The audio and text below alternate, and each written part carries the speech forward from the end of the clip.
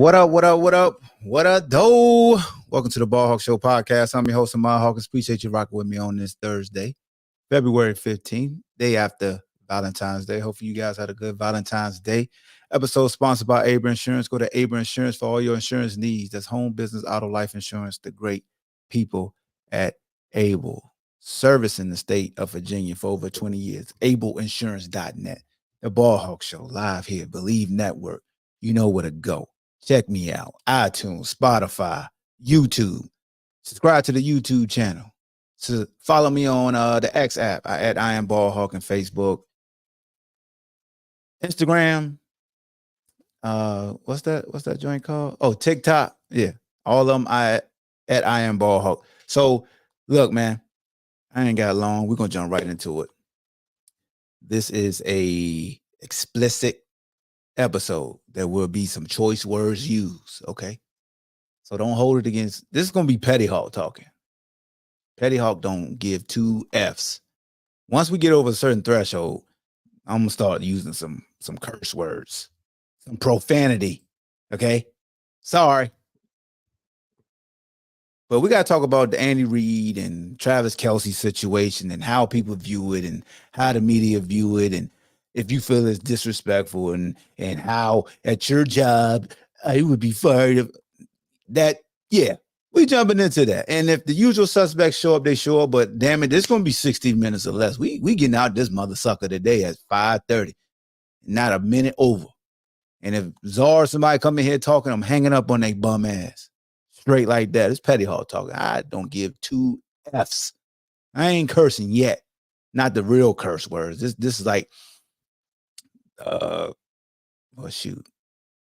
They cuss on everything now. USA, they say the F word, everything they be cussing. But all right. So look, I know it's Thursday. I know all the conglomerates done talked about the Travis Kelce and Andy Reid situation. I did a couple Facebook posts and, had some dialogue. But a lot of times when you type in characters, the tone and how you're trying to present things can't be understood.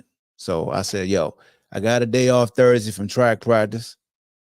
I'm gonna hold a special episode on Thursday because usually I can only go, live on Mondays with my schedule.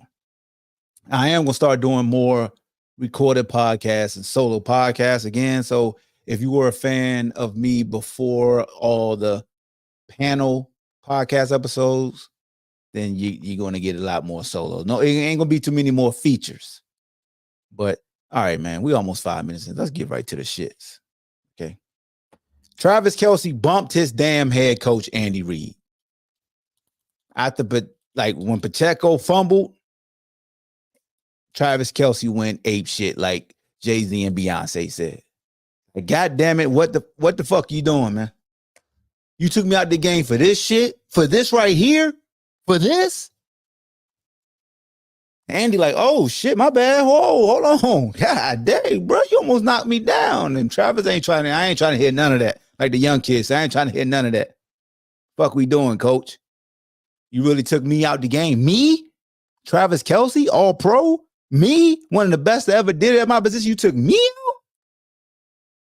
And you got people, oh my God, you shouldn't do that to your coach. We got millions of kids looking at it. You're a role model. We got Swifties up there. They're casuals. They don't know what's going on. And you do this, Travis, and you got one catch for 1 yard. What are you doing? You disgust me, Travis. I used to be a fan of yours. Now you just disgust me because you're supposed to be the ultimate professional at all times. Even doing a high contact sport at all times. Be a professional, because at my job, I'm Mr. Joe Schmo and I work at a business, business casual. I got my suit on, got my necktie. I can't go up in my cubicle. I can't go up in a meeting and do what you did. So damn it, don't do it because I can't do it. That's how y'all sound. Because you can't do it at your job. You be damned. You watch somebody else on their job do something like that and get away with it. That's why y'all pissed, because he got away with it. Newsflash, there's a lot of shit people get away with. That's far more egregious than that. People done stuff more egregious in your life and you let them get away with it. Why? Because of who they are. That's why Travis got away with it. Because of who he is. First of all, he got away with it because who he is. He is Travis Kelce. Second of all, he got away with it because that's his relationship with his head coach. We all get away with things depending upon the relationship we have with the person who's receiving the disrespect. I'm just being honest with you. Like, this is a lot of stuff people don't want to tell you because it goes against the grain. It goes against what you're supposed to share in the public, you know? The year 2024. Tell your truth, as they say, right? They going on Club Shay Shay, shout out to Shannon Sharp. Everybody going Club Shay Shay. Boom. They used to call that snitching back in the day. Now they just call sharing their truth. Every time somebody go on Club Shay Shay, somebody upset. But back to what I was talking about with Travis Kelce. Travis Kelce is who he is. Got a relationship with Andy Reid. And that's just what it is. My man E says this. His brother also held him accountable for his action. Good job, Jason. Good fucking job. What that mean?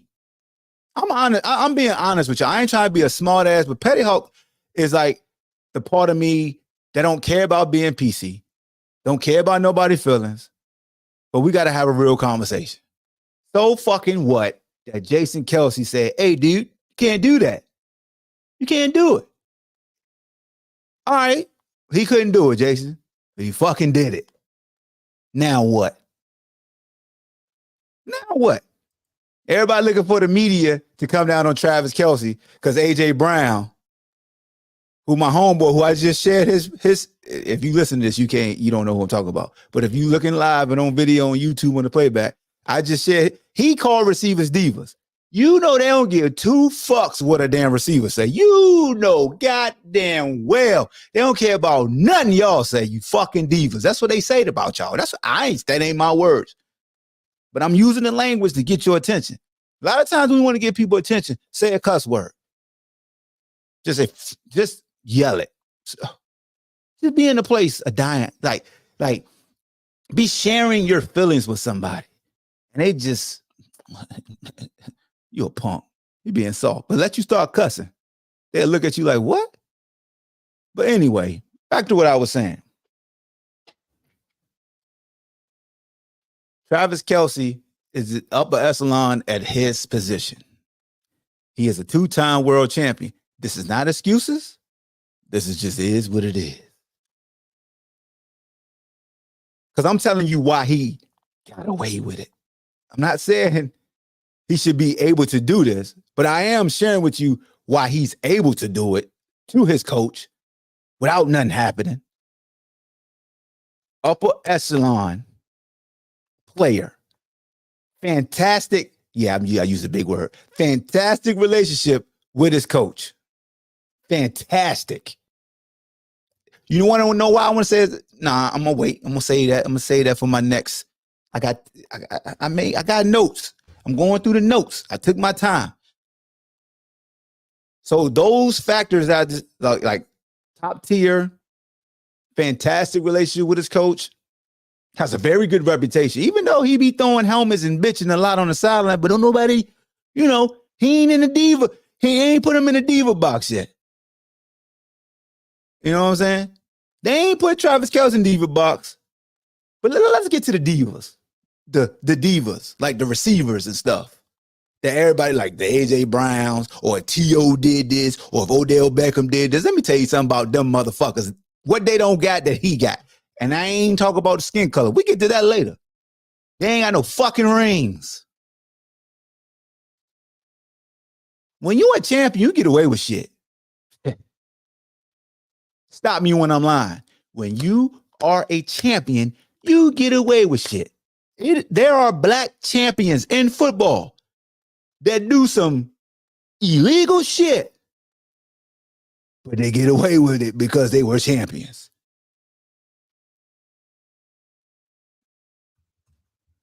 Stop me when I'm lying. One thing I appreciate, because I try to practice this, Shout out to my man Prospect Bam. Salute the Prospect Bam. Make sure y'all check out his YouTube channel for boxing, man. My dog know his boxing. So check this out. One thing I try to practice when I'm really being serious, right now, this is like tongue-in-cheek a little bit with Petty Hawk, with the cuss words. But I always use myself as an example before I go in on what somebody should have did, right? So I saw this done on Undisputed. Keyshawn Johnson defended, air quotation, defended Travis Kelce. I wonder why. Because he realized, shit, I used to act the same way. You know what I'm saying? Like a lot of times, what you have to do is this, because Tom Brady even defended him. Why? Because Tom Brady did the same shit. Tom Brady would cuss his coach out. Matter of fact, was he like, let's go here. We know head coaches are the leaders. But when you ask a player to be a leader, if Travis Kelce did this to another player who was considered beneath him in the totem pole, y'all wouldn't have an issue, correct? Y'all would not have an issue if he would have went up to Pacheco and say, hey, dog, don't be fumbling the fucking ball. Listen to me when I'm talking to you. Y'all be like, that's leadership, correct? And the reason why y'all have an issue with Travis doing it to the coach is because the coach is the general, right?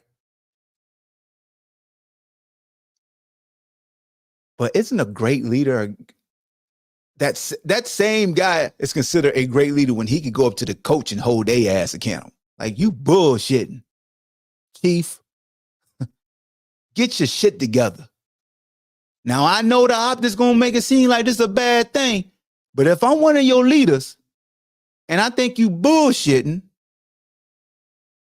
is that not leadership?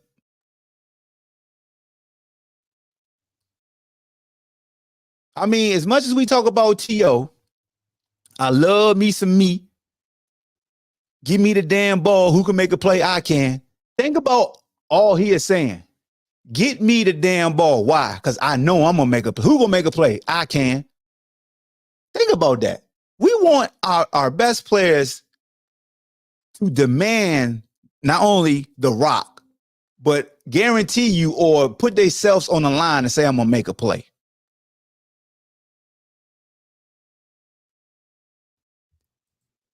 Didn't the former coach from Tampa Bay grab a player one game? I'm going to get to the coaches. Appreciate you, Bean. Melvin Groom says the Super Bowl, get him the ball. My man Ethan, shout out to Ethan, said exactly. So let's stay on this, right? So Keyshawn Johnson is a guy that was very volatile. He got into it with Tom Gruden. I love that Keyshawn said this. Keyshawn said, Travis Kelce going at Andy Reid is different than when I went at it with Gruden because I really didn't like Gruden. So I really want to disrespect him. But at the same time, here's where I felt like Keyshawn really said something that went over a lot of people's head because he brought up a coach who was always allowed to berate his players. And he said something very pulled the screen, like when he pulled the curtain back on the inside, even Michael Irvin kind of agreed. So Bill Parcells is a coach that's known to chew somebody's ass out, get in your face, that God rest soul, Bobby Knight type of coach. The old school coach, right? Them coaches that get in your face, mother F you, challenge you, be a man, might slap you on the head, might push you. And people are like, oh, that's coaching. That's coaching. Show the coach some respect. But Keyshawn also said that Bill would tell you that Keyshawn would be like, bitch, you better relax. You know who I am? Like, all right, give me the ball then. Like he would return the favor. And he said Bill didn't hold that against him. Because here's the thing that's really glaring for me about this exchange. He ain't bench Kelce.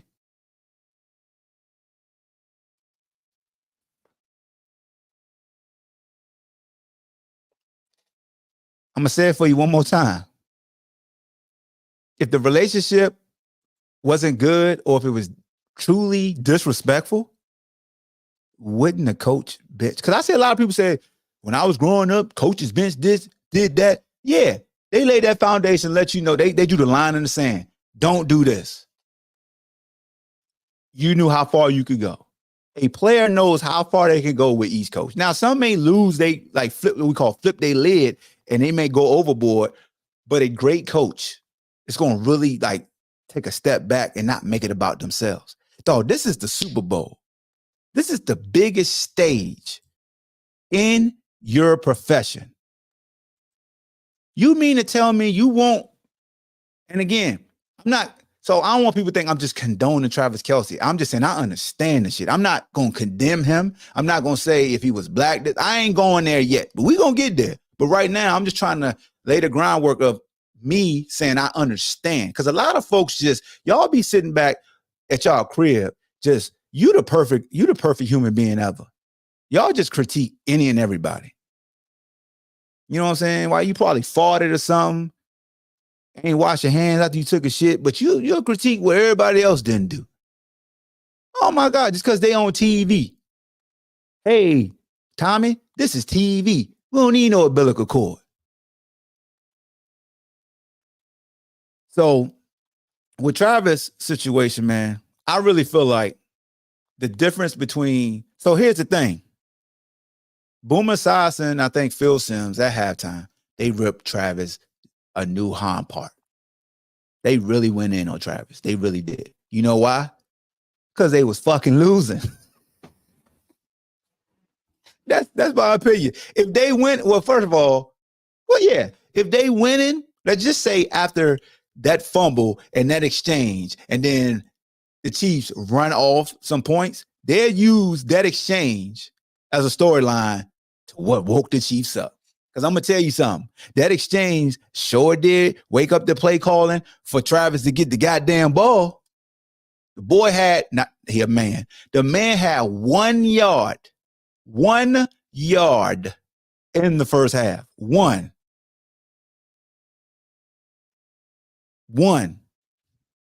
See, my man Lorenzo said, Travis got that dog in him. He cares about the game as a teammate. Seeing the star player care that much, it's just going to make people want to play harder. Make sure I'm putting everything I have on the field. Whites hold whites accountable. I love it. If you playing in a championship game, emotion is going to be running high. Only those who played in a meaningful game will understand. And this is when I tell folks, stop comparing your fucking jobs to a Super Bowl or professional game. Shut up. Respectfully, like, shut up. Shut up, bro. Stop doing that lame ass shit. That shit is so lame. It is lame.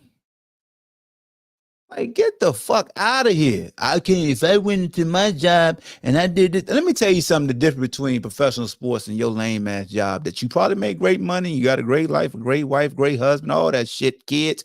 Fuck it. But you still shut the fuck up. At your job, if your boss, which is a coach, told you, hey man, get your motherfucking ass in this guy, man, you need to work hard, and they cussing you up a storm, you will go to the HR and tell.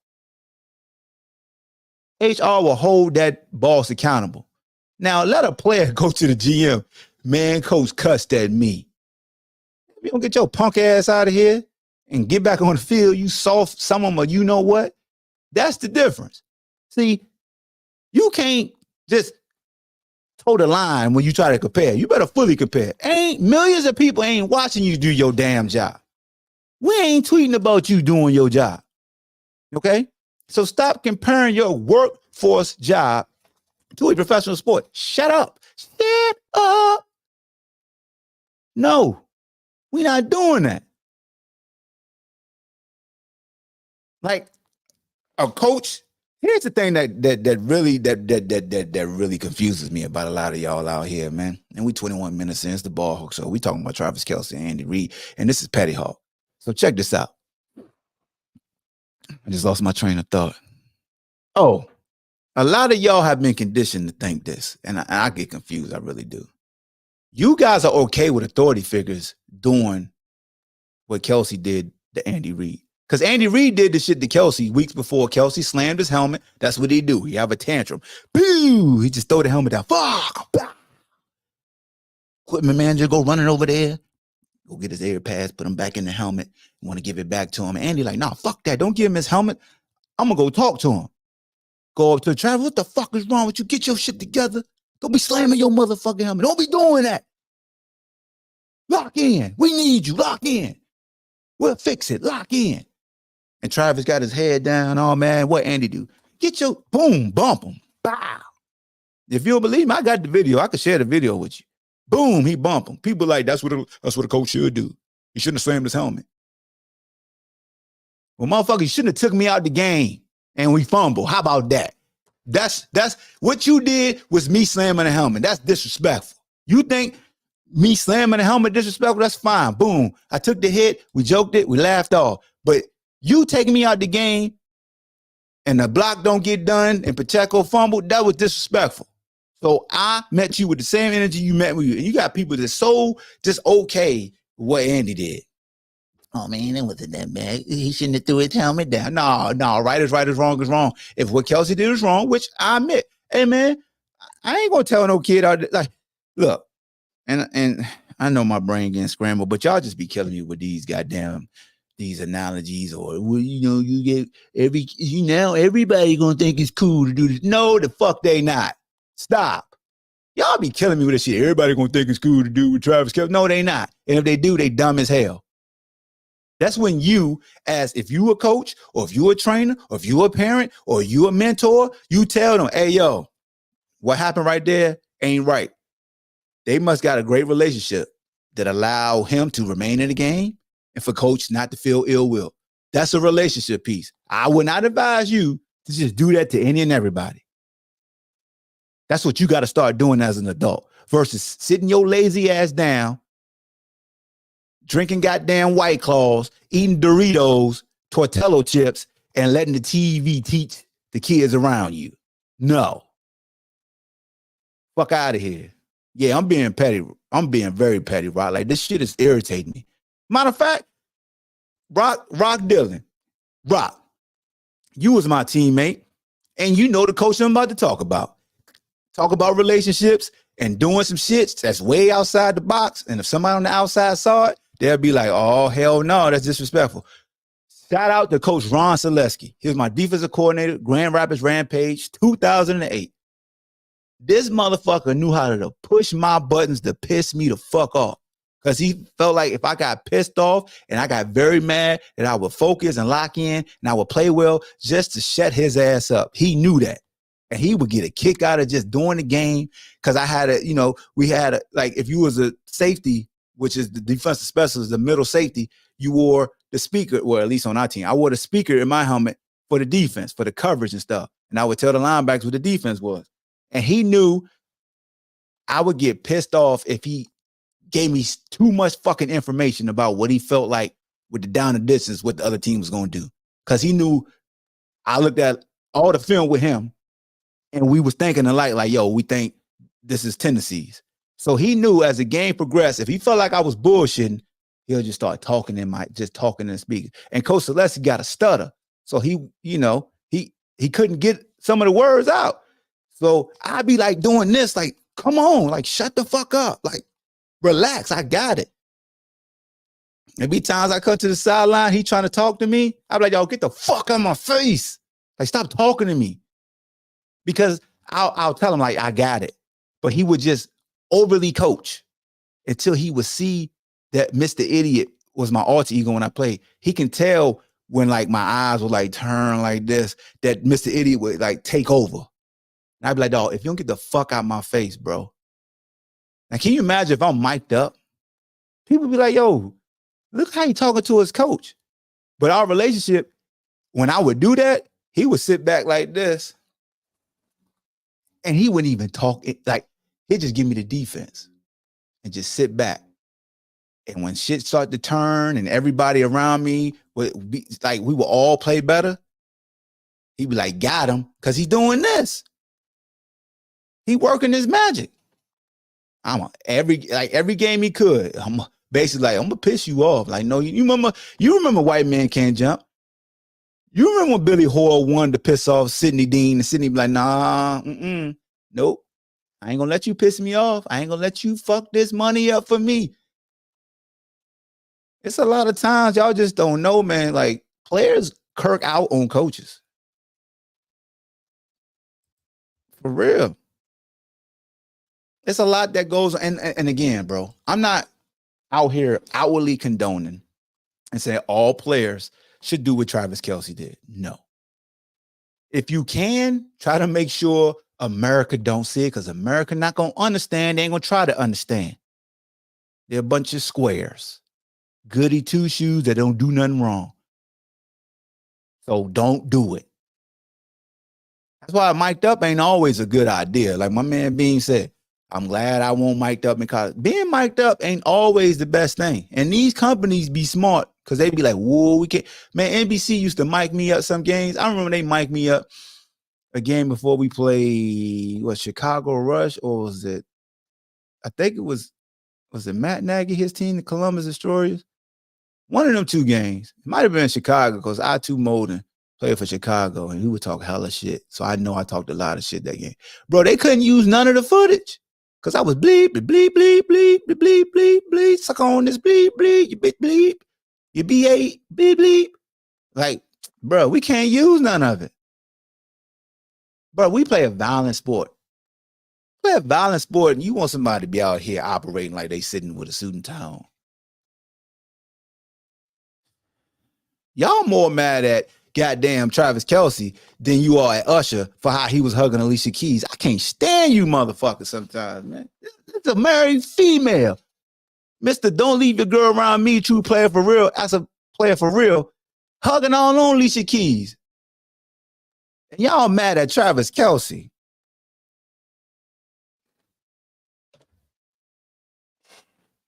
Like, come on, man.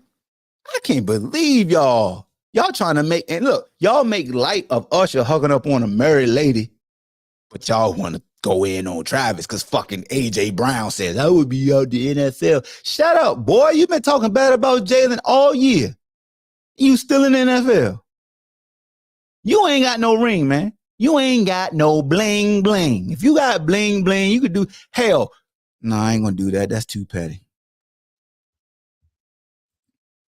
People are mad because he's white and nothing happened. I Bleav it's not because he's white, but Big Red just that cool with his guys and understand he needs him.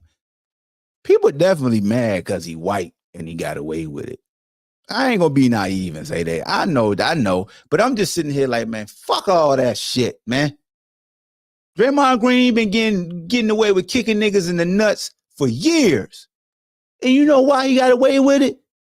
Because he had rings. But you know why the Draymond Green love stopped? Because he punched the light-skinned dude in the face that was on his team and got away with it until he didn't get away with it.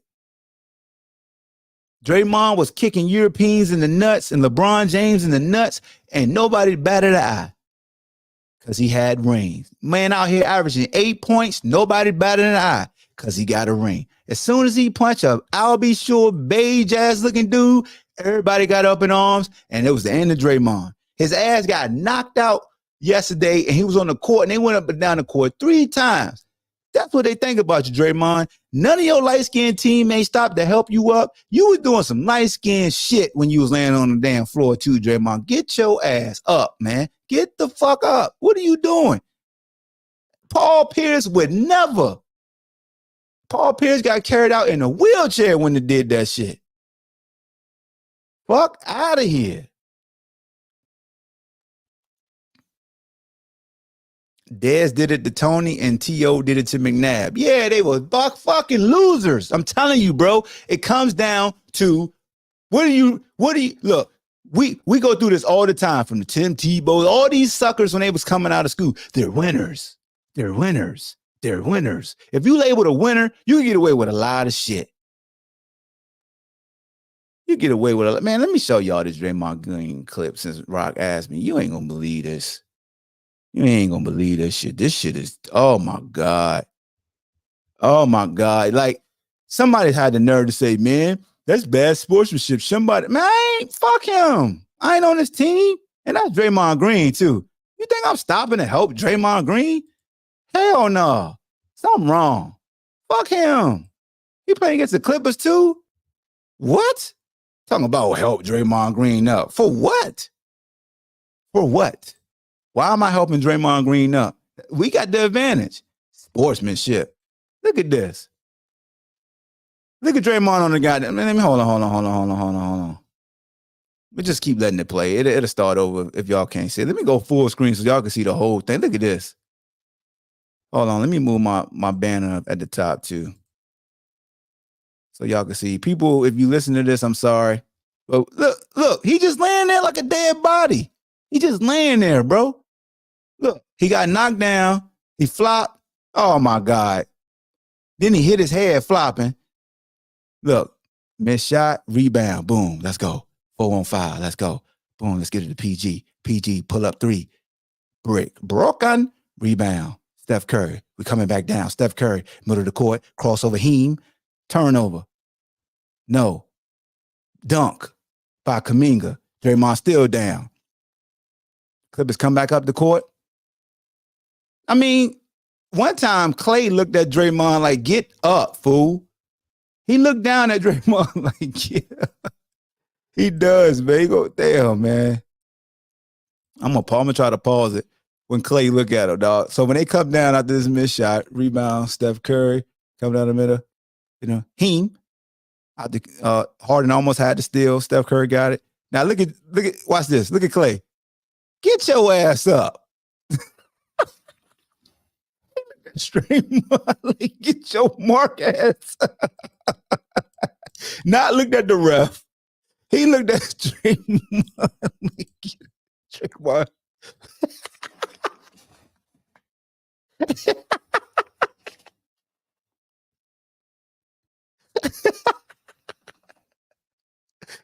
oh my God.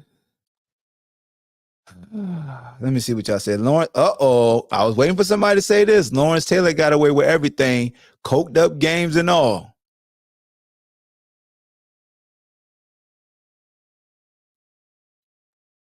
My man James Boyd, salute to James Boyd. I heard Tom Coffey tell a teammate, everyone doesn't get the same treatment. Thank you.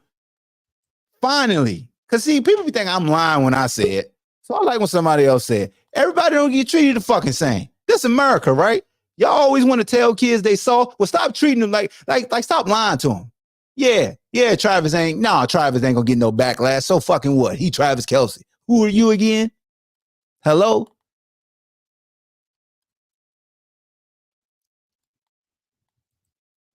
True Jimmy cut a guy for sleeping in the meeting. Someone asked if Troy was asleep. He said, you better wake him up.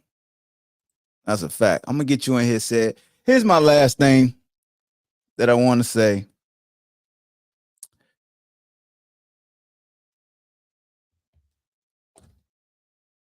I still don't understand why, if you up in arms about Travis doing it to Andy, why when I showed y'all Andy doing it to Travis, y'all tried to make it like say it's different.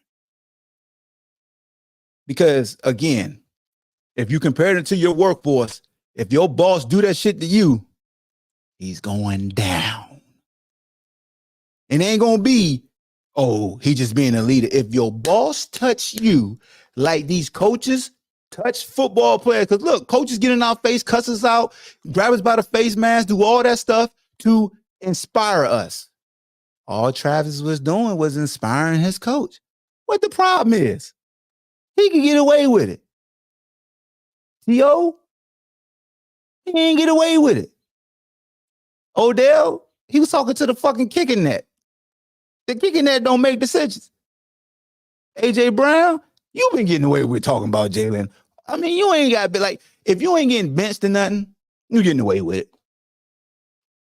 You getting away with it. If your ass ain't getting benched, now you getting fined, you ain't getting away with it. Now I'm glad that Travis, did the right thing in front of America and apologized in front of America, because everybody wants you to apologize in front of America. But when when Andy downplayed, everybody said, oh, Andy just being the good coach. Maybe he really fucking mean it. Maybe he really mean it. Look, you, yo, as yo, nah, bruh. You gotta relax. Ain't no way around it. A coach can't bump a fucking player, bro, and it's okay.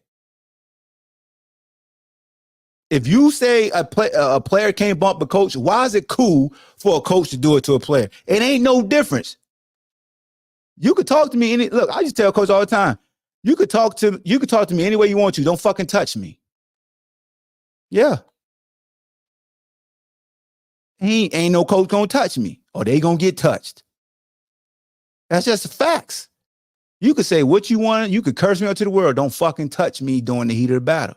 So if Andy can't bump Travis, if Travis can't bump Andy, then why are we condoning and trying to shape ways of why it's okay for Andy to do it to Travis? Like, you can't do that. That's called being a hypocrite, sir. Let me get set up here. Really, you could get a mic. The link is in the description. Yo, what's the word? We would love you to join. What's up, my guy? Brandon Marshall said it about Jay Cutler and the coaches. Rock said times are different. You can't do it today regardless of title. But 20 years ago, the coach could. Definitely. Now the players can. The tables have turned. The player can now be like, I am going to hit you and say, give me the damn ball, buddy. Now, Mark, I know you didn't want to touch on this, so I'm going to be the one to say it. From my own anecdotal experience, the people that are most mad about that Travis Kelce incident is us black people. Why? Because a lot of black people view Travis Kelce as a culture vulture. Okay. They're all, it's mainly black, not to be sounding misogynistic. They're taking the hate out because of what he did to her ex, to his ex. Oh, and because he got Taylor. Yeah, that's one of the main reasons why. Now, my opinion on it, it's wrong on both sides, because a lot of people forget that I had a coach that did the shit that you're talking about. I don't know if you can go pull it up real quick, but I believe it was 2000. It was in 21. You talking about Bruce? Yeah, I'm talking about Bruce. Oh yeah, when he hit Buddy in the head, smacked him in the head. Carlton Davis. Yep. I caught hell for that, because I made numerous posts on my Facebook. You can go look at it. I called major hell because I wanted to call that coach out. It's just wrong. Like what you said. Don't fucking touch me. You can talk to me any kind of way that you want to. Just don't fucking touch me. And also, I do believe race does have a part to play in this. I don't want to be said, but I do believe race has a part to play in this. Okay. And I'm going to land right. All right. Mr. Williams. Yes, sir. Go ahead. You do your thing. It's your show. I'm just gonna comment. No. Go ahead. Share your thoughts on the situation. The floor is open for him. So I'm not one of those people that gets all emotional. I've seen a lot of people say some emotional things. Some people said he should be benched for the rest of the game. He should be cut. He should be fine. I'm not reacting like that at all. I know you're not going to bench your star player in the Super Bowl, 1. 2, I understand he was in the heat of the battle. My only thing is that it is improper. That's my opinion. If you have to put something as negative or positive, that was negative. There's no gray area for me. And then to answer your question about why is it different when Andy Reid did it, we could absolutely agree that it's wrong. Andy Reid shouldn't have bumped him. Absolutely, 100%. If it's wrong for one to bump one, it's wrong for other. But the big difference that you're not highlighting is that Andy Reid responded to Travis Kelce throwing a tantrum. Travis Kelce went and transgressed Andy Reid because he didn't like the fact that he wasn't on the field. So you could compare the two. If Andy Reid walked up to Travis Kelce and bumped him and said, why didn't you catch that pass? Then that would be the same thing. This is different. Andy Reid was putting him in check because he was wilding out. You got to take control of your team. If somebody's wilding out and throwing a tantrum, if you just ignore it, then it becomes a free-for-all for everybody. So you got to draw the line at some point. I hate when people say that. It doesn't come a free-for-all for everybody. Everybody understands why that person got away with it. Everybody understands why that person got away with it. You know that. Yeah, one of the big reasons why he got away with it is because a lot of people view him as the GOAT. And you know, when you get that title, you get special privileges. So I had a quarterback with those special privileges. Oh Lord. I knew he was gonna talk about time. Oh, that's all I'm gonna say. I got bigger targets to fry. I want to say something that we're missing too. What is Travis Kelce? What does he have on his jersey? A C. Yeah, he's a captain. He's a captain. He's one of your leaders, right? Of course. And there's an order of hierarchy, right? The players will get leadership from the captain. The captain gets leadership from the head coach. The head coach gets leadership from the owners, and then the owner has to abide by the NFL rules. So everybody has someone to answer to. But I think where you and me, because I agree on a lot of your points, I think the disconnect between us on this is you're implying that if Andy Reid does this, Travis Kelce should be allowed to do this. What's the difference? There is a difference. There's a difference. I'm not condoning what Travis did, but it amazes me how what Andy did gets brushed under the rug because he's the coach. That's my only fact. Okay, so that's not my position on it, because coaches can be out of line too. Mike Tomlin stepped on the daggone field and tripped the boy while he was about to return. So coaches don't get a free pass. The difference, again, the difference between, and you can address this comment, and this is my only point, is that the example that you used of why can Andy do this, you are missing. You're conveniently not mentioning the fact that Andy Reid was responding to Travis Kelce wilding out. I said that Travis slammed his helmet. Yeah, so the difference is in both of those situations, Travis Kelce perpetuated the response. It wasn't like Andy Reid got mad at Travis Kelce and went and snatched him up for no reason. Travis Kelce was throwing a tantrum. Hold on.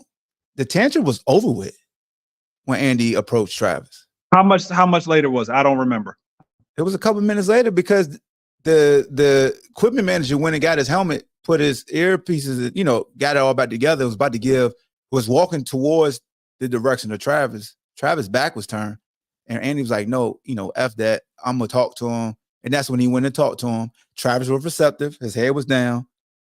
And coach wanted to make sure Travis, basically get your shit together in a way, and then bumped him, like, wake up. So that's why I was like, all right.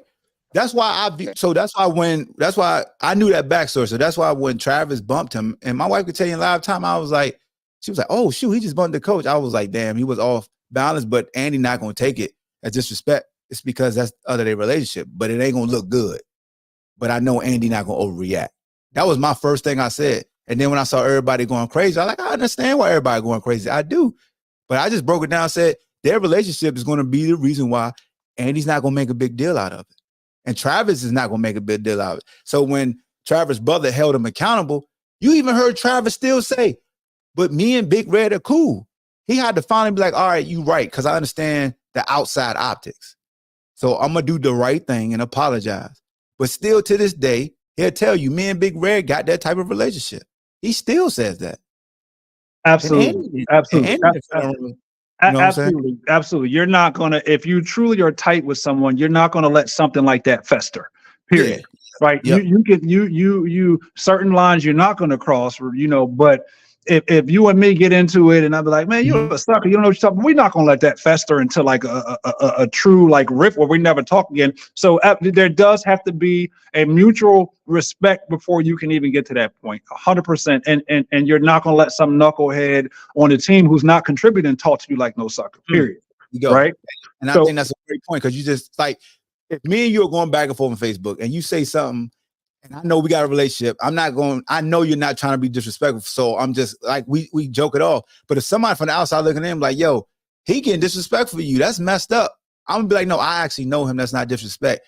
Then we could look at it and be like, I look kind of crazy. So let me make sure, like if we really like celebrities, one of us will make a statement like, yeah, we shouldn't have took it that far. I know we joke like that because we see celebrities go back and forth on social media joking. Fans see it, don't know what's going on, be thinking they really beefing. They like, no, it's just a joke. What was it? When Andre Iguodala was talking to one of the WNBA women, and people thought he was dissing her, and she had to be like, no, we're actually really good friends. That's how we joke. But continue. I didn't mean to cut you off. No. You 100% right. It's you can't cater to the audience. Like Travis Kelce, he kept it real. He wasn't like, well, let me go and politely say, hey, Andy, I didn't like that. He ain't worried about the audience, right? So some people, and then you gave the Iguodala example, like, yeah, it looks bad in the public eye, but we know what our relationship is. Yeah. So again, I wasn't one of those people who got all militant, like, oh, why didn't he? Because you saw the comment section I had. It was blown up. People was like, oh, he should have benched him. He shouldn't have played. I'm like, do y'all know what the Super Bowl is? Yeah. You ain't gonna bench your star player. Yeah, I'm with you on that. You did. But my thing is if we have to label it as good or bad, it wasn't good because it wasn't like Andy Reid wanted Pacheco to go out there and fumble. Andy Reid's calling the play. He think he's about to score, right? He's calling the right play. You can't condemn someone for having good intentions, right? It's just like if Travis Kelce accidentally walked by and spilled over Andy Reid's cup of Gatorade or something, and Andy Reid pushed him like, come on, that's out of line. He made a mistake. But he knowingly threw his helmet. That was a tantrum. And the only part that I was wrong about, and you just clarified, which is why I asked you, how long ago was the incident before Andy Reid intervened? And you said it was a few minutes later. So then that's kind of like, okay, Andy Reid, you didn't have to do nothing. It was after the fact. Yeah. He's cooled off now. Let him play ball. And then if you want to address it later, you can. So then you're right. And it wasn't right for Andy Reid to bump him. And then everyone wants to be all animated about why did Travis Kelce shouldn't bump him. But it's you can't have a double standard, period. Yeah. And I will say this, Mr. 54, you correct with this. And this is why I said that's why I kept making sure I said winner piece. If they would have lost, they would destroy Travis Kelce right now. That's why Boomer and Phil was destroying Travis at halftime. They were losing. And once they won, and we see this, man. Everybody that plays sport, you make a mistake, you win, your coach ain't really coming down on you like that, but let you take a loss. Oh, he ripping you a new one. What you say, Ahmad? Winning covers up everything, doesn't it? Yeah, the perception is different. Like I really truly feel, because people was throwing names at me. What if that was Lamar? What was this? What was that? I'll say if Lamar would have won, it wouldn't have been no big deal because they can spin it. Like they can spin. I'm in the meeting now. Watch how I do this. Travis Kelce, after he made that bump, Travis Kelce numbers was 1 catch, 1 yard. After that bump, he had 7 catches for 90+ yards. Know who I blame for that's that? Bad to do it like that, but that's what the media do. Okay, so let me ask you this then. Do you think that his reasoning was the green light for him to react to that point? Like I could see, I'm giving scenarios, hypothetical, like, oh, you've been benching every third down, I'm on the bench. You're not calling my route, you're not involving me at all. But in that particular case, you're Travis Kelce. You're going to be playing the majority of the game. You just happen to be on the field during the time when the fumble occurred. And he was getting yardage on the play. It's not like they called a goofy ass play and they got a 10-yard loss. Like it was a productive play, and then the fumble occurred, which is right. He was in the red zone, right? They were in the red zone, but they ran a off tackle left, and it was a missed tackle, and he had to bounce it. Okay, so do you think that Travis Kelce's reason for getting, because there would have been certain moments in the game where I'm like, yeah, he's fired up and he should be fired up. I don't necessarily think that was the right time for him to go off. Me personally. Yeah. Okay. No. So here's the thing. I'm never trying to make y'all feel like you gotta think like me. So I'm glad you being reflective and being transparent, because that's cool. Like that's what you want. I'm just like Travis was pulled. It was like after a big play to what's the receiver name with the two last names? But anyway, Harmon, no, right? not Harmon. Was that Harmon Harmon? caught that. Harmon caught the long pass. Marquez, Yeah. Marquez Valdez Scantling. It was a Valdez Scantling or Harmon? No, the long pass was to Hartman. But either way, go ahead. Oh, you're talking about So- that one pass for 52 yards, which stat padded here. Okay, gotcha. Go ahead. What? Hey man, let that hate go, man. Hey, Chiefs. But yeah, what? I was gonna say I blame Mid Holmes for that fight. Okay. And one more point. That said play when Travis Kelce pounced on Andy Reid about him not being in the game. Yeah. That play was a run play, and he was going to be in there blocking. Go back and look at it. So why bitch about that? Because he wanted to rock. Why am I not in the game? You wanted to rock on a running play? Put me in the damn game. Why am I out the game? But you hear the question, right? He's not saying why am I not getting the ball. Kelce's beef is why am I not on the field? I mean, nobody's going to play every single play on offense unless you're the quarterback. And I mean, plus he's a shitty run blocker. I wasn't gonna go there. But that's a valid. So here's where y'all lose me though. We don't give credence to a player not wanting to lead the field in the most important game of the season. That's fair. That's fair. Go ahead. Why would you want to use your weakest skill at that point? Everybody knows Travis Kelce is a subpar blocker. So if Travis isn't in the game and you're a defensive coordinator, what are you expecting? Pass. I mean, logically speaking, a run. Yeah. But there has been many times in the season where they have had pass plays without Kelce. I'm just saying, on the biggest stage in the red zone, you pretty much tipping your hand and then something bad happens. So he's pissed now. It's no different than everybody doing the Kyle Shanahan because he took the ball first and then they lost. They blaming him for taking the ball first. See how that works? So you think that? So back to my original question that you never got to answer. You think that that level of wilding out was warranted on that situation? Because again, there's plenty of times in the Super Bowl where I would say, yeah, he got every right to be wilding out. Not that I would say push the coach, but I can understand. Like that wasn't like the fumble. Yes, was huge, but it was early in the game. You know you're going to get yours. Maybe he was frustrated because he only had one reception at that point. But do you think if you looked at that animation of Travis Kelce barking at his coach, would you have said, and you hadn't watched the previous play, would you be like, oh, he's mad because he wasn't on the field to run block? Probably not. I would say this: hindsight is 20/20. Looking back, after knowing everything, he could have picked a better time.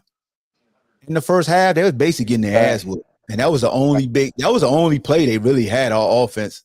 They had that deep ball, and then they finally got in the red zone, which they could. Was it 10-3 then, or was it 10-0 then? It was 10-0 then.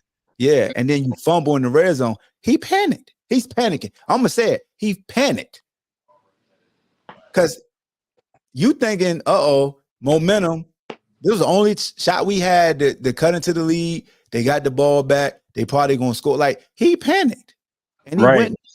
Right. You know, not to mention. I don't know if you guys heard this when they announced it during the Super Bowl, but no team who has scored 0 in the first half of a Super Bowl has ever won. So yeah, he panicked. Stop hyping that dead ass quarterback up. Okay, thank you. Said Czar, how you doing, brother? I'm in a world of chaos right now. Look like you ready to start some shit. Yeah. No, man, I got 2 gigs this weekend, man. My office is a mess right now, man. So it's like, congrats on the gigs, though, man. That's appreciate it, man. Got a hair show, but one of my barbers from New York City. He down here in Jacksonville, so big time for me. radio station, all that going to be there. So I got to, you know how that is. Yeah, that's dope, man. Hey, man, you gotta be excited for that, bro. Oh yeah. But no, like, don't know. No. Hey, wait a minute. Just like you get on the plane, you got excitement. When you go on the plane, let's say to Syracuse to do the Who's review and all that. Yeah. You got that excitement. You know what I'm saying? It's stressful sometimes. Oh, so you ready for it. Oh, so it's like a positive. Yeah, you ready for it, but you just waiting for it to get there. You know what I'm saying? Oh, I got you. So you anxious. Yeah, man. Yeah, I'm not gonna fight. Okay, first day of school vibes. First game of the season. Huh? Okay. First game of the season type vibes. Yeah. One of them, man. What we talking about? The Kelce thing? Yeah, man. Get your thoughts. I know you got a great take on this. I see it like this, and maybe I don't know everything, the nuances or whatever, what happened, but maybe Kelce was like, keep me on the field, because if the backup tight end, you know, it's not the same. It's rarely they're the same as the starter. They're interchangeable. It's a drop off. Mm-hmm. If Kelce's in there, 9 times out of 10, the defender's not making that block, and the fumble doesn't happen. Oh, you feel like the defender wouldn't have came free? Kelce would have probably held his block. They wouldn't have turned the ball over. So he's like, hey, why'd you take me out the game? I've been in that situation. I'm like, Coach, why you got him in there? You know what I'm saying? You just just like when your backup get burnt. Don't bring me in there. Tell your story. You play ball just like when your backup get burnt. You look at the coach like, say what you was gonna say. Your story. Why you got this guy in the game? You know, every athlete everybody been there. Why you got this guy in the game? You see what you did, Coach? See what you did? Now, he didn't have to come knock his Waffle House menu out of his hand like that. You know what I'm saying? But it is what it is.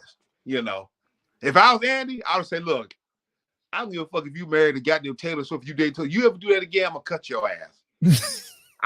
Bro. Okay, but let me tell you this.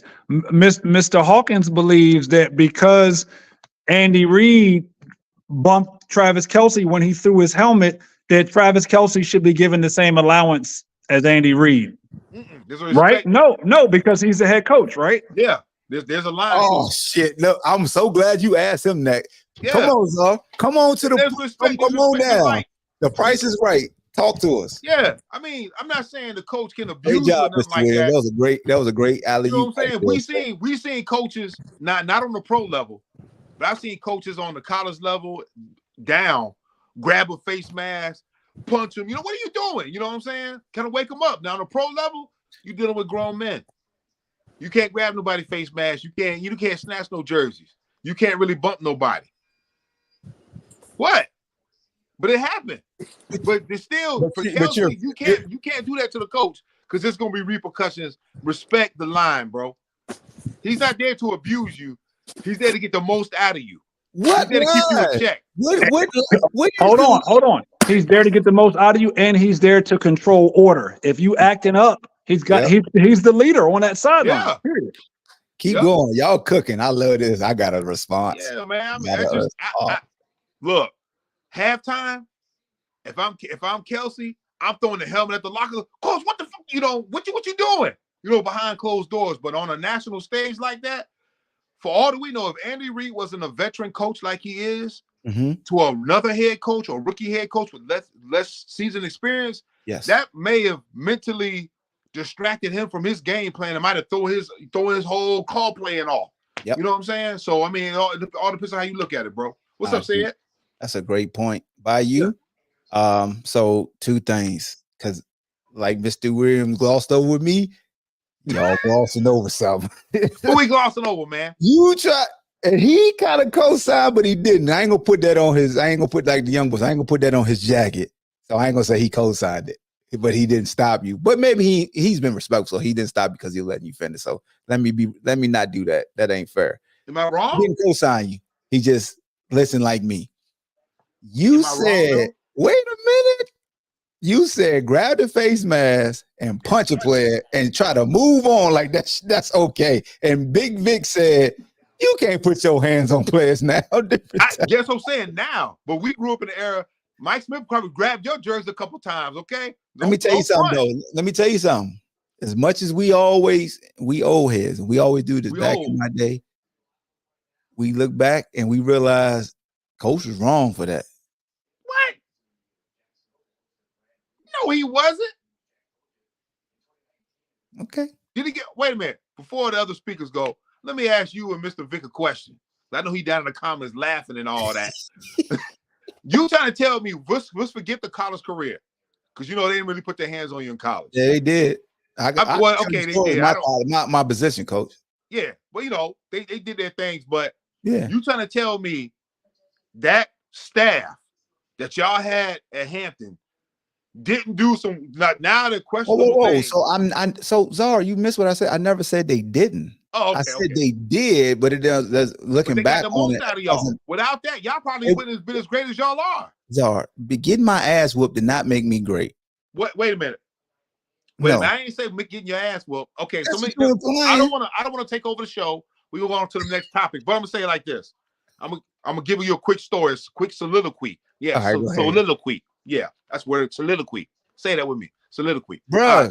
So okay, all right, okay. Damn, Rosetta Stone. It was 1993. I was a sophomore or whatever. No, 94 sophomore, whatever. Playing with Kirk Newsom and them.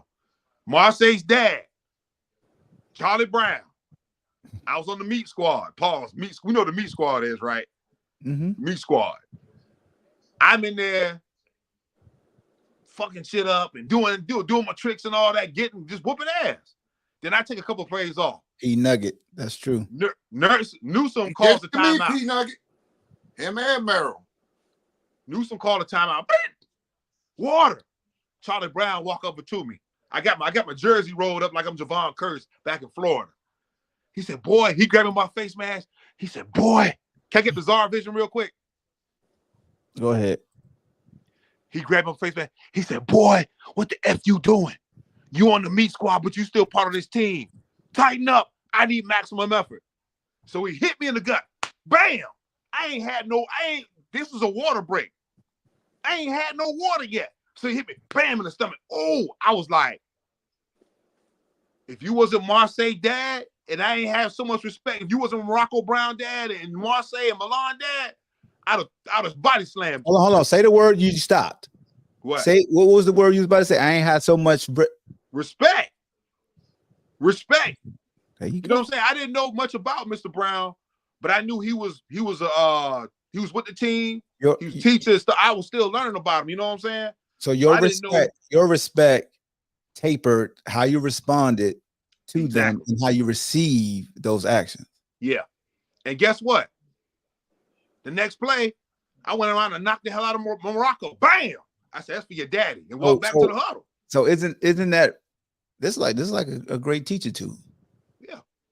So here's the thing. A lot of times if you see an action a different way, a lot of people deem it as you're caping for them or you're defending it. My whole thing with the Travis Kelce situation is like I've been a volatile guy like him, so I try to stay away from just condemning him because I look like a hypocrite. Now I understand what everybody else do, but you said something that was key to me: respect. So as far as respect and relationship, that's going to allow you to really process what went down and how you react. You know what I'm saying? Like you said, if Andy was a young coach, and Travis did that, I'd be like, yo, he tripping.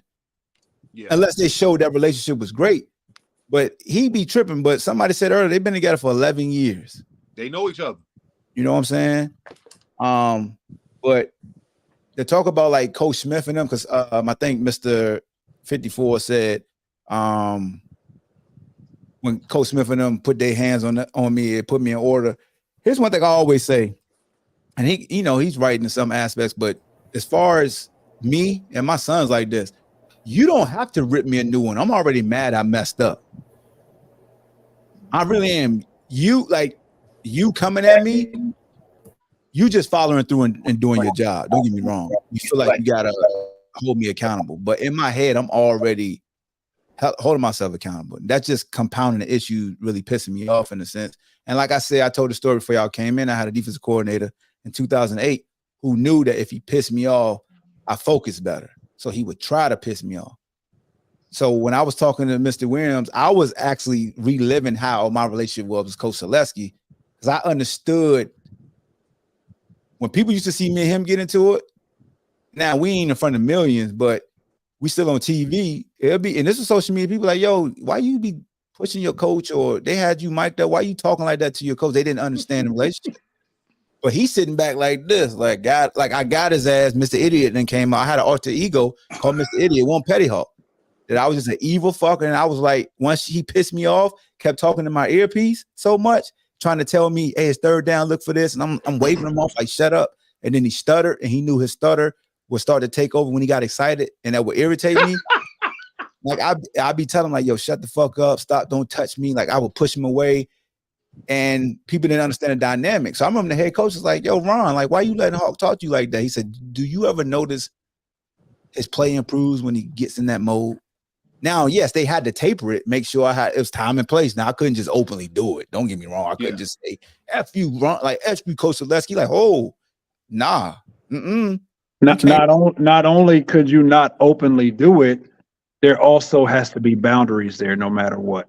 Like there's certain lines you're not gonna cross. You're not gonna tell your coach you'll suck my D or whatever. Like there's gotta be boundaries, and we don't have to get into whether or not Travis Kelce went too far. I think that's a 50-50. You could argue yes he did. I could argue no he didn't. Yeah, if you say he did, you say he didn't, I got no issue with it. But regardless, there has to be limits and boundaries on how, no matter, even though your coach gave you a special privilege and he knew that he would bring the dog out in you, you ain't gonna go. But so there's still.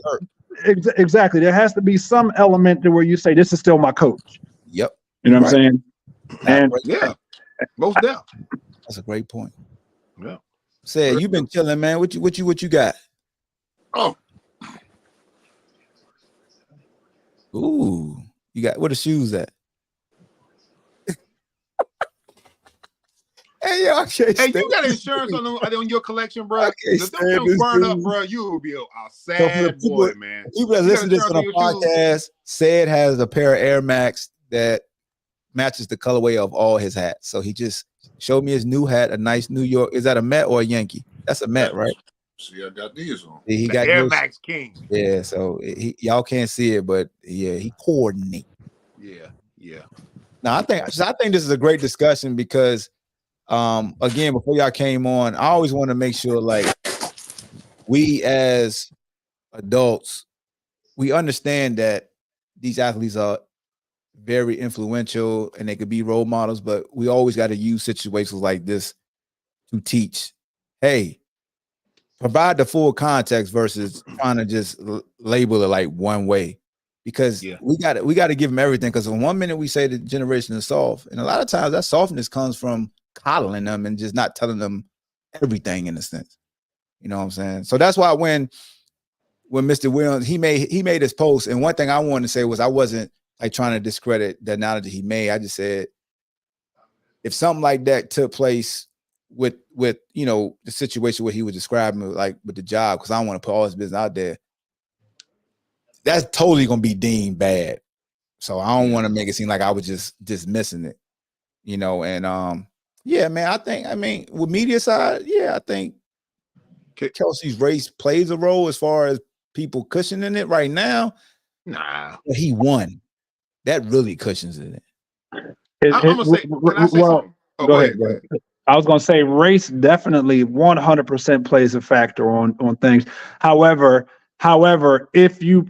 if you start the race situation in this argument, it's going to create a whole different spin-off argument that has nothing to do with football. So you can leave race out of it and still back up your opinion about whether or not you think it was right or wrong. So that's why I was trying not, because people started jumping on my post and started talking about race. And you better believe I got some hardcore conservatives and some hardcore liberals. So that joint would have turned into a whole different conversation. So that's why I'm like, we don't need to highlight race in this situation because it's enough going on in that scenario without needing to even highlight race. You know what I mean? Yep. Hey, so I'm gonna let you know, I got a guy on this panel right now that's boiling because he want to say something about it. Not me. I don't got shit to say. Yeah, you do. Hey, no, this is a great day. Don't the blue pill. The blue pill, the pink pill. You're doing good. First off, Czar, blue pill means you a simp, but we're gonna have that for. Oh, I didn't know that. Okay, go ahead, bro. You took the blue pill? No, I ain't taking no damn. No, I'm talking about Czar, man. Oh, I ain't know. Hey, I did not kick my coverage. Watch out. You know what that means. You got an old lady? Huh? That means you usually like that the means guy you, said, I did not kick my coverage. Okay, you say you outkicked your cover. That usually means you dating somebody that's too attractive for I'm you. talking. Hey, that's what they told you. I ain't denying it. yeah. How you Remember think I dude said, know? Harvey, I kicked your coverage. They He was say that like, all the time. well, go ahead, bro. Yeah, man. That's basically it, man. I really wanted to just shed some light on the conversation because I see a lot of shows and they did a good job of trying to pull the layers back, but then it ended up turning to an argument. Like I didn't like how Keyshawn and started going at Michael Irvin. I knew what he wanted to say to Michael Irvin too. I knew he wanted to say something about, come on, Mike, you did some dumb stuff. You got away with it because you won championships, but he left it alone. I was proud of him. Can I say something real quick though, man? About you said, I want to rewind about the players being soft. I was one of those guys that said the players are soft, but I'm gonna change my stance. They're a little bit different, and I'm gonna blame it on us because when we was growing up, we had people who cared and set that hard line. You know what I'm saying? Now, like you said, it's a lot of coddling. It's a lot of favoritism. Just like when I was in high school, when I was in middle school, my coaches came and they was whooping ass. Your ass gonna be. They didn't give me a choice. I'm serious, bro. Newsom and them was like, you ain't got no. You're gonna play, even though I was a little kid back then. I was like, oh shit, this dude talking to me. I better show up. So they held me accountable. We as adults don't hold our youth. Well, I'm not saying all as a conglomerate. We don't hold our youth accountable now. We're scared to hold our youth accountable, and that's why the coddling, the spoil, all this stuff that we see manifesting right now is from us because we are the adults. They're supposed to be stepping up from our parents. Appreciate that time frame. Yeah. I'll push back for because look, yes, you can't teach the same way because you can't get violent. No, it's not that, Ahmad. Everybody feelings is valid these days. Yeah. I mean, here's the thing, man. As a teacher, you got to learn how to read the room too. You could, like, if you're a leader, you can reach the troops around you. You just gotta get on your job. Back in the day, it was a little easier. And I will say this about this. This one thing I will agree about. The village backed the coach no matter what, unless the coach really did something Terrible. that was repetitive that they kept hearing.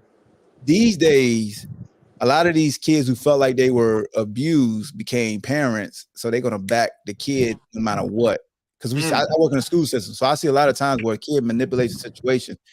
And I always tell the kid, like, yo, you about to have your mom looking crazy out here because you know you really did it. But she's been a mama bear. She's fighting for you. Right. Her baby.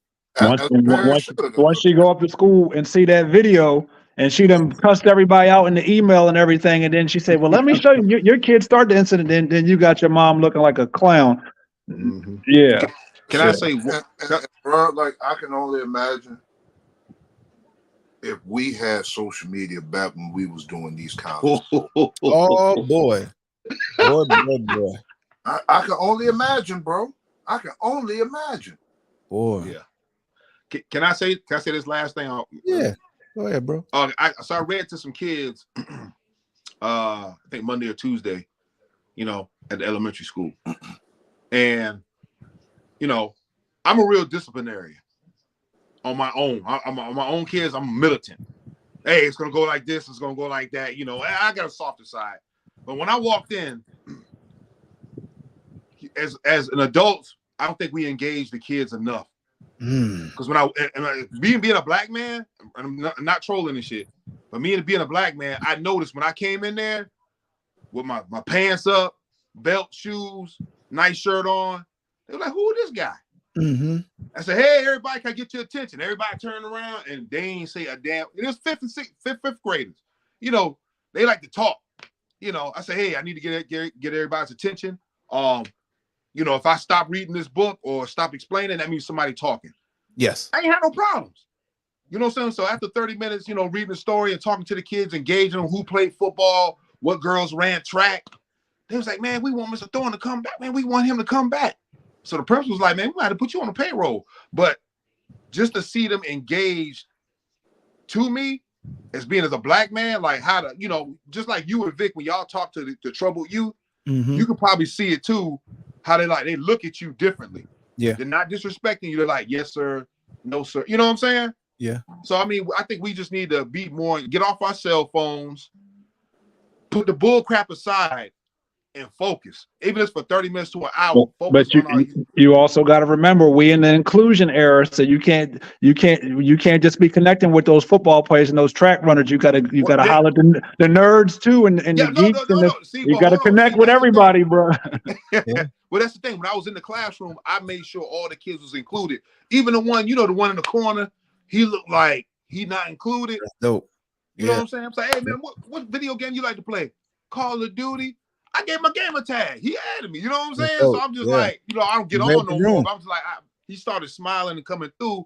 I said, okay, we got to include everybody. So that's all I wanted to say. We need to engage more. I wanted to point out something that Paul C said that I think is profound, because I had this discussion with my wife all the time. It's like when you don't have a lot growing up, you want to make sure your kids have it. But in the process of them having it, you can't forget what not having it taught you. So you got to provide the teachings. And he says this, he said, we set this up by trying to kill generational curses. In the process, we left behind the life lessons that we need for everyday life. The values. These kids, listen, bro, I grew up in poverty and my kids have been spoiled, and there's a difference in the value system. You know what I'm saying? So yeah, you can't, it's a balance though too, because you don't want your kids, why should my kids struggle if they don't have to? We struggled.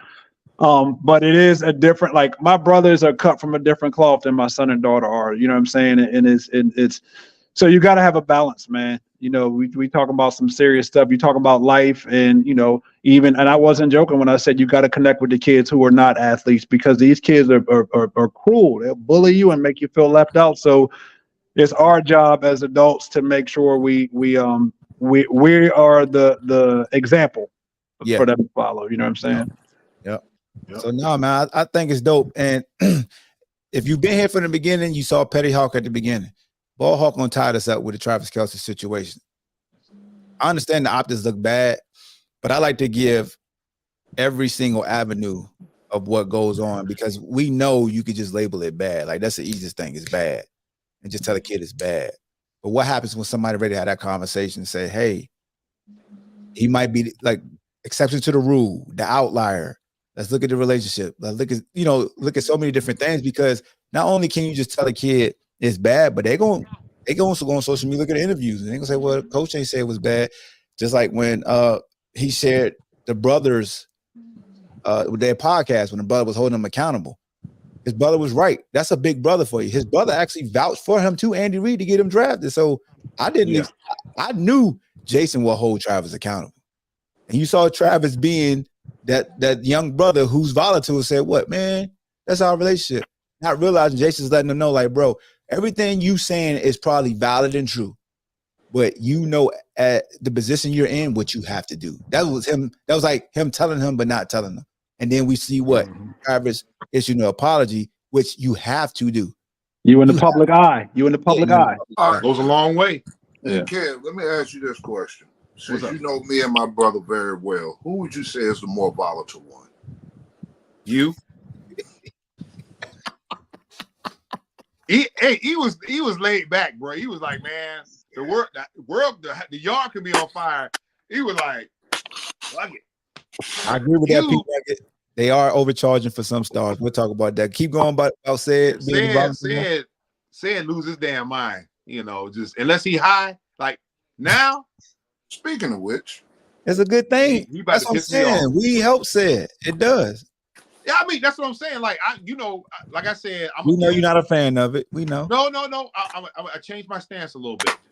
If it helps you be a better person in the long run and not harm society or not harming yourself, I'm all for it. But if you just smoking crack and weed because you ain't got nothing else to do, like I see a lot of people, hey, bro, you talking about give me $1? Nah, bro, I can't do it.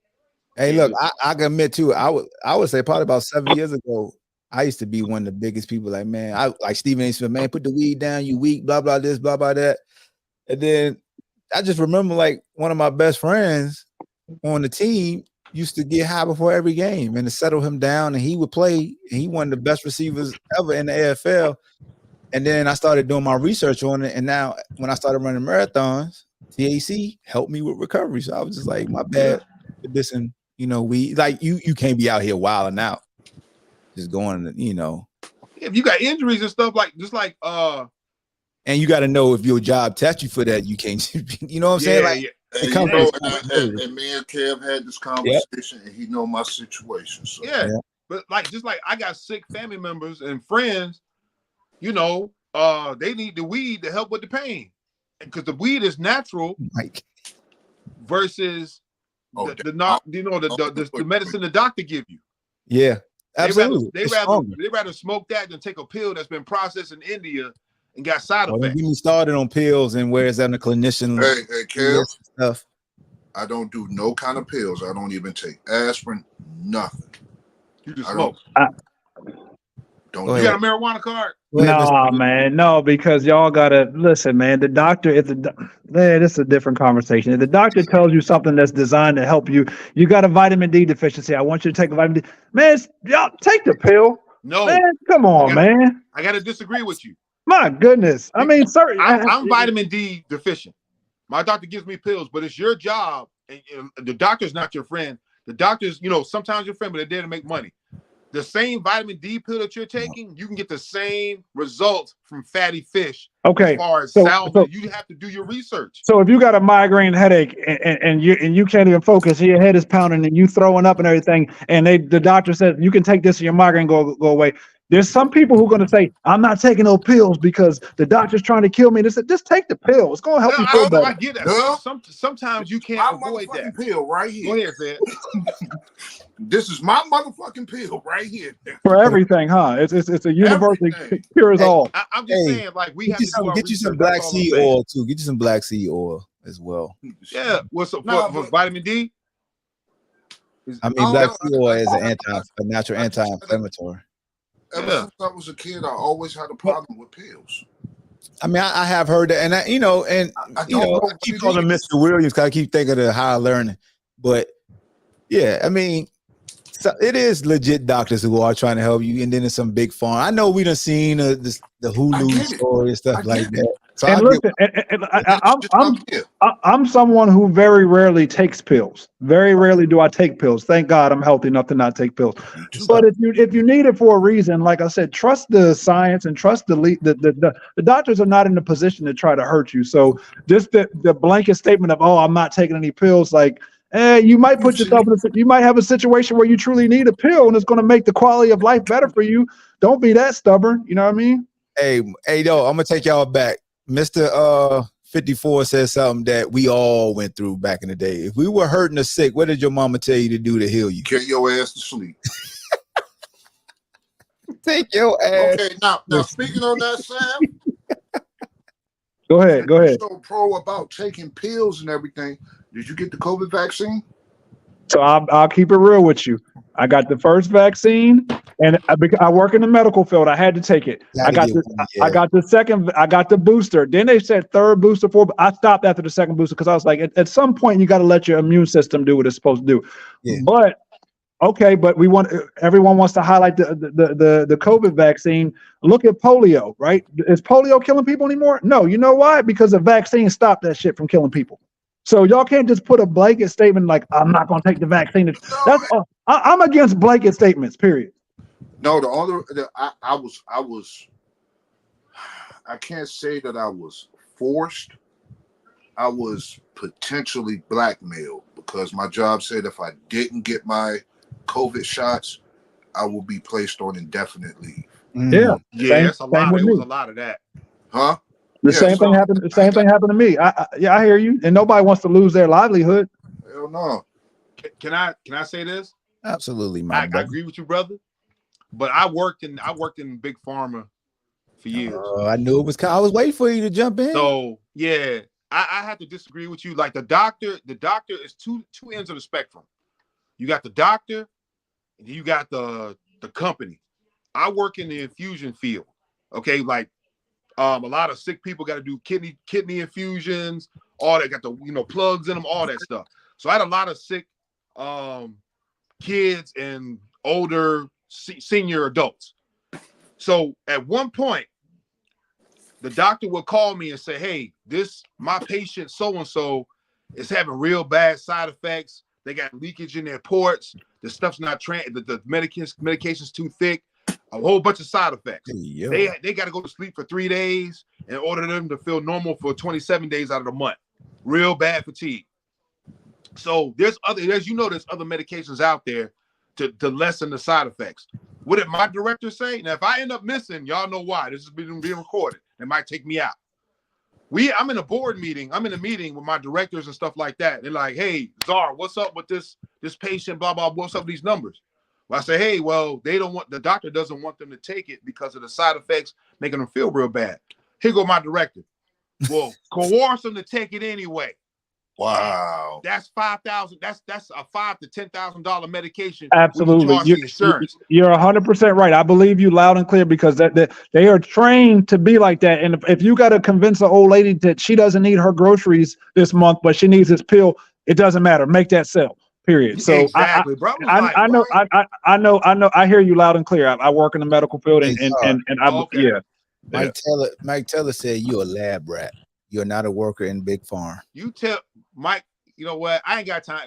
Mike Taylor, unless he's on the camera, I'm ineligible to talk to you today, brother. Black History Month. Happy Black History Month. No, hey, you know what? Other thing, Mike Taylor is incapable of being mad. Hey, look at Paul C. Paul C said, "My mom's was a nurse, and when I got sick, real sick, or had surgery, she would throw half the meds out, telling me, 'Nope, don't take this. It will give you this. Nope, don't take that.' Love having around back then." Yeah, because Bean said some real thing. He said some of the pills side effects hurt your main organs as well, your liver, all that stuff. That's why I said don't abuse it, don't rely on it. But certain situations, you get your wisdom teeth pulled. You ain't gonna take no painkiller. Oh, I'm glad you said that. Yeah. I got my teeth out. Check this out. Mike, of course. I'm glad you said that, bro. Go ahead. I initially had to get one wisdom tooth taken out, right? And I ain't taking them damn meds, and I didn't. Bro, my paws was hurting for over a week and a half. And I finally dry sockets, wasn't it? Yep, I finally took it. I was fine. A year later, they was like, "Yo, we might as well take the other 3 out because the one that's over the one that took out gonna start, continue to fall down." So I got all 3. Man, I took them pills so quick the next time, but after 2 days, I didn't need them no more though. Exactly. I didn't finish out the pills, bro. Exactly. We ain't in the caveman era where you just got if you got something that hurts you just got to die. Like they got stuff. Yeah. You know how much I slept because I was hurting. I tried to stay asleep. Every time I woke up, it kept hurting, so I went back to sleep. Hey, let me say this real quick, then I got to dip. Zara, you mentioned something earlier that said about his shoe collection, and you said, if it's God forbid, but you said if your house burn up, I know you're gonna be sick because if you have renter's insurance, when you file that claim, they're gonna ask you how much you think everything was worth in your place, and you can say it was worth $1 million, and you're gonna get rewarded that claim. So if you got rental insurance, all of your property is protected because they're gonna ask you when you renter though. Because listen, I'm a renter. I don't know how it works with homeowners insurance. I'm just talking about renter's insurance. Okay. Yeah. He's speaking from him. He's being reflective. Exactly. I get it, but I'm being an asshole. Yeah, I live in Fairfax, Virginia. You got to rent up here. If you can buy one of these $500,000 houses just to live in a little townhouse, then more power to you.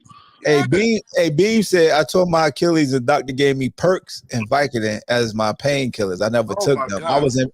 I was in pain, but F that I wrote it." Why? Hey, Mike, can I ask you a question, bro? He was really thugging it. Mike, can I ask you a question? What up, man? Why are you the color of a Band-Aid? What is the color of a Band-Aid? I think it's beige. I'm out, fellas. All right, bro. Peace. Thank you for coming. Yes, sir. No doubt. My pleasure. Y'all be safe. I only said that so I can get an angry face out of you because every time I see you, you're always smiling. Hey, look, we got 5 minutes, Mike. That's me, man. Go ahead, fire away, Mike. Paul C. I do agree with that painkillers just mask it and make you think it's going away. He said smoke one and eat an edible. Sorry, Stephen A. But go ahead, Mike. We got 5 minutes. I'm gonna let you fire back. Oh no, that's just me. if I'm mad and my facial expressions change to a mad face, you know someone has really done something to me. I'm We not. ain't never seen you This mad. should be I fair. That's think you what got I'm saying. fucked by a touchdown. It really. Man, you just That's what I'm saying. It really takes a lot to get me mad because I have to really care about the person or the situation to actually get mad. If it's not Get something I your. really care about or somebody who I don't care about, I'm just gonna ignore you. I'm not gonna get mad or anything. I'm gonna get your yellow ass mad one day. hey, we you only got 5 minutes left, huh? No, we actually, hold on. Yeah, I'm gonna let you go. We got Mike mad the other day, but he don't want to tell the truth. He was mad about that LeBron stuff. He got frustrated. Oh, he's He was, LeBron. look, He's a hey, yo, LeBron lover, I'm man. gonna move on. People at home, you ain't gonna see what I'm doing, but this how Mike was looking one time when I caught him. He's like this. Looking at the TV. Am I lying, Mike? I was like, Mike, you good? You like, mm-hmm. He was mad. Shit, he was. No, because I don't get mad about LeBron. I You get just defensive. don't like about people pick certain situations or certain people to compare to LeBron. You get what I'm saying? Like I tell people, I said, I don't. Your opinion. Remember, I kept saying your opinion is your opinion. You got who you think you like. I got who I like. I said, but I don't understand the argument over mainly two people. It's Jordan and Kobe. And I'm like, dude, you know how many hundreds of thousands of basketball players that came to the NBA? And yet we argue, and people be wanting to argue and debate about 3 people. I'm like, dude, hey Mike, not to cut your wisdom. You're not driving, right? Oh yeah, my wife's driving. Okay, don't read this aloud, but read what Paul C said for said to get you mad. What he has to do. Oh, that's another good subject we need to talk about too, real quick. Hold on, let me go. I can't see it. Hold on, Chad. Basically, can your wife hear me talking? Yes. Don't get Mike punched in the jaw. Paul C says, Tara will punch Mike in the jaw. This is a hypothetical. This is a hypothetical, Mike and Mike's wife. He said, if Said want to get you mad, Said need to hug his wife like Usher hugged Alicia Keys, and he'll be mad as fuck. Nah, Said would just be dead. I wouldn't be mad. Yeah, you would be emotional. Exactly. A murder man. Wait, Mike. You just murdered a man. Yes, it's your wife in the car. Let's put you. Hey, yo, no. Hey, Zar, hold on, Zar, hold on, dog. That you gotta pause whatever you was just doing because that doesn't look right. Yeah, let me turn my camera on for this. It's a microphone, man. Oh, you were stroking it up and down, Paul. No, bro, the brand new mic I got from Qatar. That's why I told you about. But why was you? I was like this. Don't do that, bro. He practicing, man. Leave him alone, man. He trying to work out that carpetona. Hey, yo, see, everybody saying Paul, Zar. They saw what I saw. That whole Usher, Alicia Keys joint. Yeah, talk about that, Said. We got I realized I had too much smoke for Usher and what he did. People forget that Alicia Keys was messing with a married man for 2 years. What was his name? Swizz Beatz, her current husband. So why aren't we holding her accountable instead of Usher? Can you answer that one for me? Anybody? Well, I look at it like this. Don't you think him and Swizz had a conversation before that concert happened? A conversation? I'm saying, no, when I say a conversation, meaning when I say a conversation, meaning like, hey, I'm pretty sure you done heard what's the first girl, her boyfriend got mad, the actress. Keke Palmer. Yeah. So I'm pretty sure Swizz probably had some words from him, like, hey man, don't make me overreact. It probably had something from him. You want to call him a menace? Alicia been a menace for almost a couple years now. But also, Mike, you talking about a conversation? Okay, let's have a conversation. Mike, can I hug your wife and put my hard dick on her butt for $10,000? Amar, stop this. Huh? Repeat this is the way to end the podcast. Repeat yourself. Say that again, because he was going through a bad receptive area. He didn't hear it, and we need to hear it again. Mike, when you ask the question, put Tara on the screen. Yeah, but no. But shut Mike, up, But Mike, you sitting up there talking about did Usher Get and, down with you're talking about Usher and Swizz having a conversation. Let's us have a conversation. Can I hug your wife from behind and put my hard dick on her butt? We done had this talk before. Hold on, let me stop you, man. We done had this talk before. I'm not gonna talk to you about my wife, and I don't need to inquire, listen to you anything about my wife. But we're talking about a celebrity or something that happened. No, you're talking about we're not having no conversation. We're not having a conversation. The question was Alicia Keys and Swizz Beatz. So that's what we're talking about. Alicia Keys Mike, and he Swizz asked you a Beatz. question. I'm not asking you about anybody. He asking you a question, Mike. I'm not asking you about anybody in your life. I'm not asking you about anybody in your life. Did you buy the beer? I want you to be empathetic to the situation. To the simpleton. Yeah, you about to call would Mike you let me? Would you he let said what? me, your wife, from behind and put my hard dick in her butt for $10,000? Oh my God! Of course, exactly. Maybe you missed what I said in the beginning. Maybe you missed what I said in the beginning. I said then you would have to die. That was something I already spoke out to you to let you know what would have to happen to you. But first off, when I said Swizz Beatz and Usher had a conversation, I said, don't you already think that it's been known what Usher's shows are about? Don't you think it's already been known? I just didn't like that conversation word because we just had a little conversation and you just. Well, no, that's why I said conversation could go both ways. That's why I said it. I wasn't saying like they had a conversation where they shook hands after and said, "Okay, yeah, go ahead and do what you got to do." I said, but don't you think they've already discussed? Like, hey, don't make me have to overreact. You get what I'm saying? So you really think that Usher called this man Swizz Beatz and say, I'm gonna grab your wife from behind? No, I'm not saying that, man. That's what you're insinuating right now. No, I'm not saying that. No, what I'm saying is, I said I'm pretty sure they've had words, meaning, like I said, a conversation. You gotta think these aren't regular people. These are entertainers. Ordinary people.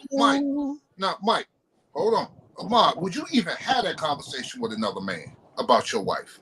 But see, the problem is saying you're trying to put regular people into entertainers' spots. We're not entertainers. We're regular people. We're not putting on shows for nobody. So, Mike, Mike, I hear where you're coming from. That's a great point. We're not entertainers, but yeah, you don't have to still be under an a holy entertainer. matrimony. Yeah, you don't have to be an entertainer and be like, bro, don't hug. I don't want you performing.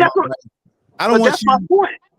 As a regular person, as regular people like us, nah, we ain't having that. But when you're performing as entertainers, hold on. So I got one for you, not to cut you off. Y'all mama, just give me the light. Shauna Paul, he did Beyonce like that, and Jay-Z let his ass know, don't you ever do that shit again. I'm just mad at Said though. Said we got working with filter, bro. Okay, but then all right, so Jay-Z got mad. But did you see what Swizz Beatz came out and said the other day? Nah, what did he say the other day? Y'all worried about the wrong thing? Yeah, he came out. He said, people are talking about the wrong thing. These are, major artists, entertainers performing on a big platform. And the biggest, I forgot exactly, I can't recall the exact words, but I'm like, dude, Swizz didn't have a problem with it. Check this out. Not to cut you off, because this say gonna like this. And Swizz Beat is dancing behind Shakira, and she whatever twerking on him. The women gonna have an issue with Swizz all up behind Shakira or J-Lo with the booty out, body yaddies and stuff, the Ice Spice. You don't think so? You asking me or said? He asking you. I ain't asking you because I forgot. No, I said he's starting to stutter. Dude, I said I get where you're coming from. I said, but I can't put myself into no entertainer spot. You get what I'm saying? Oh no, I for got people I understand though. So, like Mike, so as a married man, Mike, I know what situation you're in right now, and I'm gonna leave it alone. She like Don't make that man's airbags deploy. Because I noticed he keep putting the phone to his ear, and I'm not gonna do this because Valentine's Day was yesterday. I'm gonna be a good friend. So Mike, what you're saying is that entertainers don't have morals. what is no he said, said, have more. okay, for instance, said someone's ever asked you, would you ever do something for a certain amount of money? So let's say, like, we'll say $5 million. It's something someone may ask you to do for free. You might like, nah, like, all right, I'll give you $5 million. You like, okay, cool, give me my money first. That's why I say you can't put regular people into entertainers. These dudes are, and these people are getting paid millions of dollars to put on a show. So when you getting paid millions of dollars, man, take the job out of it. God damn it, take it out. Take the job out because that's your main argument point. Take the job out of it. Oh, well, that's the only argument I got, man. Like I said, I'm a regular person. I can't put my feelings into what an entertainer let happen to his wife. All right, we are totally different. Fellas, this is a great conversation, but I gotta go. I was pressed. Oh no, I really gotta go. But Beam said something that is true. They performed this song numerous times together. Usher touched her up. It probably happened before the Super Bowl. That's how we're gonna leave it. But my bad.